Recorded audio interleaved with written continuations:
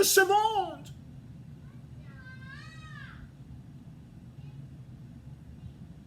De l'œuvre de l'homme. Nous mettons notre confiance en l'homme, en son œuvre. Nous avons un esprit d'esclave. Remarquez que quand nous travaillons quelque part, nous faisons tout pour ne jamais quitter cet emploi. Parce que nous avons mis toute notre confiance en cet emploi, qui est l'œuvre d'un homme. Et quand même, souvent, on nous dit de quitter là. C'est difficile. On est attaché à un emploi. On a un esprit de servitude. On veut travailler pour l'homme. Nous faisons de notre demeure l'homme qui est notre prochain. C'est de lui que nous faisons notre demeure, notre semblable. Nous préférons mettre notre confiance en l'homme qu'en Jésus-Christ. Qui est ta demeure? En quoi en qui trouves-tu ta demeure? Trouves-tu ta demeure dans le travail que tu as été en train de faire pendant maintenant 20 ans, 25 ans, 15 ans? Tu as mis toute ta confiance dans cet emploi-là, au point que si tu perds cela aujourd'hui, c'est fini pour toi, parce que l'esprit de servitude que tu as te dit qu'il faut tout déposer dans cet emploi. Il faut miser tout sur cet emploi. Il faut miser tout sur cet homme, sur ce directeur de société. C'est un esprit d'esclave et de servitude. C'est un esprit d'esclave et de servitude. Un esprit de pauvreté. Un esprit improductif. Un esprit non fécond. L'infertilité t'a assombri. Tu préfères travailler pour l'homme. Tu préfères rester sous l'abri des hommes, sous l'abri de ce monde, des dictats de ce monde, de la conduite de ce monde. Je veux t'inviter ce soir, bien-aimé. Je veux t'inviter ce soir, bien-aimé, à quitter l'esprit de servitude et à embrasser un esprit de glorification de Dieu, un esprit productif, un esprit créatif, l'esprit de la révélation de Dieu.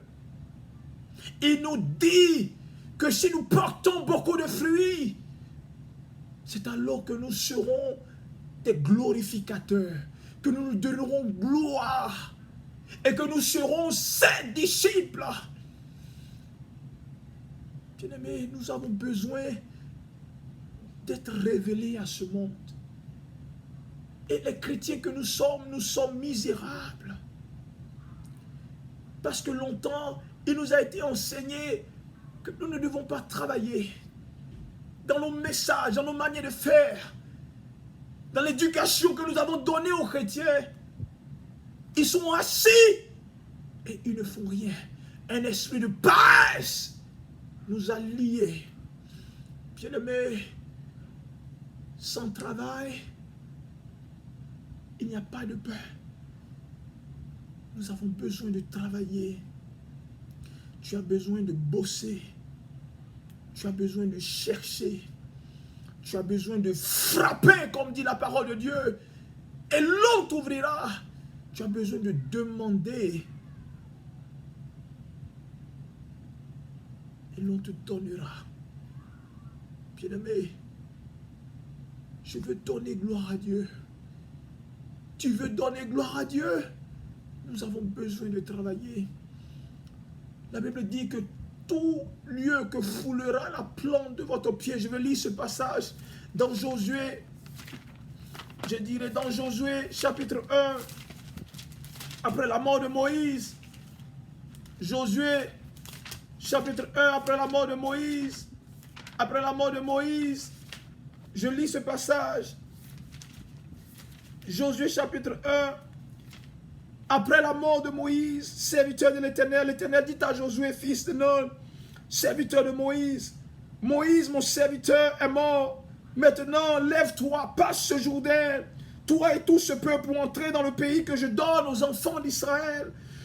Tout lieu, verset 3, tout lieu que foulera la plante de votre pied, je vous le donne, comme je l'ai dit à Moïse. Vous aurez pour territoire depuis, alors je m'arrête là. Il dit, tout lieu que foulera la plante de votre pied, je vous le donne, comme je l'ai déjà dit, je l'ai dit à Moïse. Quand je reviens en arrière, la Bible dit, Moïse, mon serviteur, est mort, maintenant lève-toi, passe ce Jourdain, toi et tout ce peuple. Passe ce Jourdain, toi et Evelyne, toi et mon frère qui est là-bas, toi et ma soeur qui est là-bas, toi et le peuple de Dieu. Josué, vous comprendrez,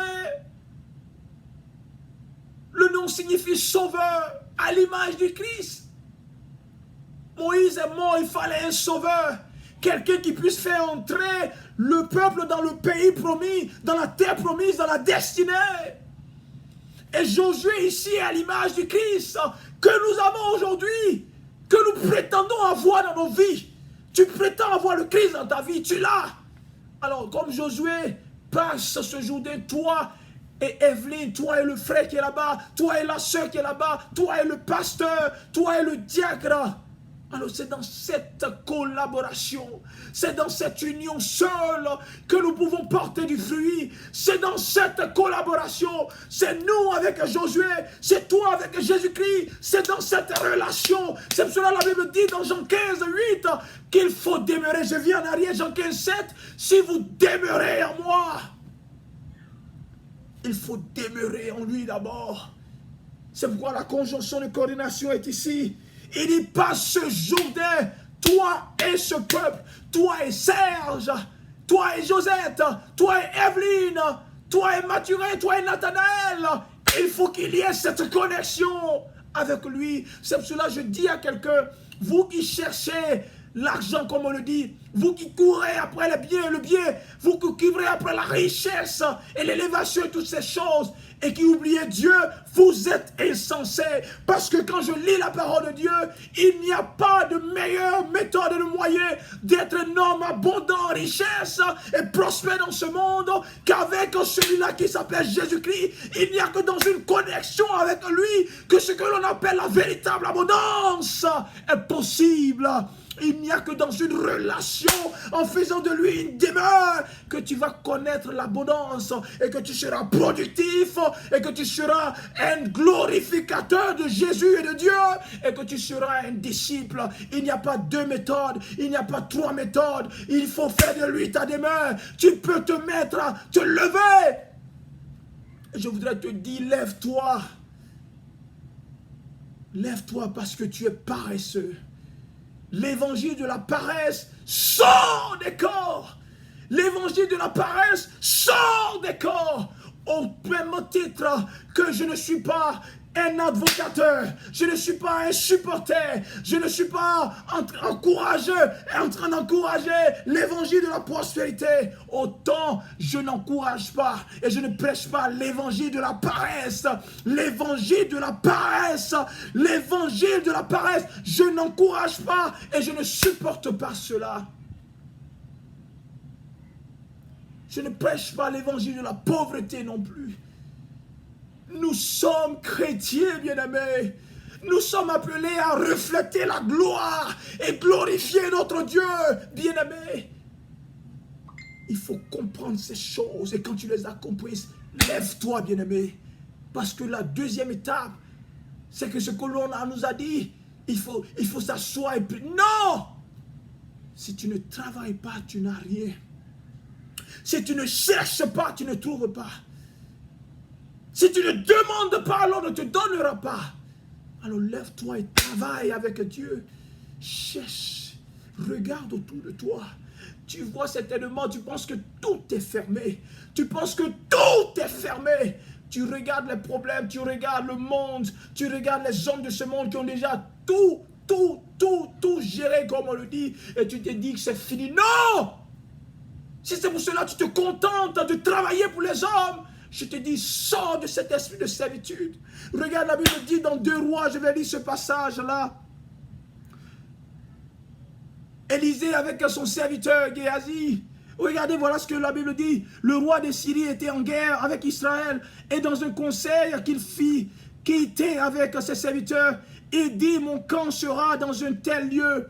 Mais l'homme de Dieu fit dire au roi d'Israël, garde-toi de passer dans ce lieu, car les Syriens y descendent. Et le roi d'Israël envoya des gens pour s'y tenir en observation vers le lieu que lui avait mentionné et signalé l'homme de Dieu. Cela arriva non pas une fois, ni deux fois. Le roi des Syriens en eut le cœur agité. Il appela ses serviteurs et leur dit, ne voulez-vous pas me déclarer lequel de vous, de nous, est pour le roi d'Israël?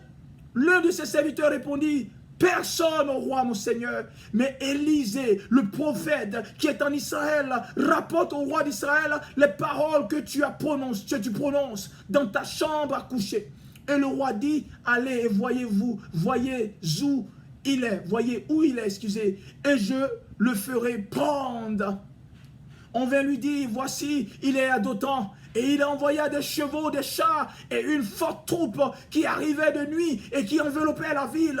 Le serviteur de l'homme de Dieu se leva de bon matin et sortit, et voici, une troupe entourait la ville avec des chevaux et des chars. Et le serviteur dit à l'homme de Dieu, ah mon Seigneur, comment ferons-nous? Voilà la question que je te pose. Comment ferai-je devant toute cette troupe d'armée venue m'assaillir, devant tous ces problèmes qui m'assaillissent, devant les difficultés, devant ce que je ne vois pas d'issue? Comment ferai-je pour être un instrument de gloire dans les mains du Seigneur, dans ce monde qui est corrompu, où tout le monde est corrompu, où un système est déjà établi? Voilà ce que la Bible dit. Comment ferons-nous? Il répondit, ne craignez point, car ceux qui sont avec nous sont en plus grand nombre que ceux qui sont avec eux. Ceux qui sont avec toi, bien-aimé, sont en plus grand nombre que ceux qui sont avec les hommes de ce monde. Ceux qui sont avec toi, celui qui est avec toi, il est plus grand et plus fort que ceux qui sont dans ce monde. Élisée pria et dit, Éternel, ouvre ses yeux pour qu'il voie. Je prie que le Seigneur te touche maintenant, qu'il ouvre tes yeux afin que tu vois que celui qui est avec toi est plus grand que l'homme en qui tu mets la confiance, le travail en qui tu mets la confiance, qui fait que tu as un esprit de servitude et que tu ne veux pas bouger, tu ne veux pas te déplacer de là où tu es, tu ne veux pas chercher. Ouvre ses yeux, et l'Éternel ouvrit les yeux du serviteur qui vit la montagne pleine de chevaux et de chars de feu autour d'Élisée. Bien-aimé, c'est ce que Dieu fait. Et à cet instant, par la parole de Dieu, et selon ce que nous venons de lire par la bouche du prophète Élisée, je voudrais m'asseoir dans cette onction, dans cette révélation, et prier que ton esprit s'ouvre maintenant, que tes yeux s'ouvrent maintenant, que tes yeux s'ouvrent maintenant, que les écailles tombent de tes yeux, et regarde autour de toi, ceux qui sont avec toi, les anges de Dieu, sont plus forts que ces problèmes, sont plus forts que le travail auquel tu es lié, cet esprit de servitude, tu ne veux pas t'en défaire, parce que tu te dis, si je libère cela, on est foutu, ma famille est foutue. Bien-aimé, c'est un esprit de servitude. Que tes yeux s'ouvrent et contemplent la grandeur, l'immensité de Dieu. Découvre tout autour de toi toutes ces richesses. Comme le disait Josué, tout lieu que foulera la plante de votre pied, je vous le donne. Tu marches sur des trésors. Tu marches sur des trésors. Les trésors sont tout autour de toi. La richesse est tout autour de toi.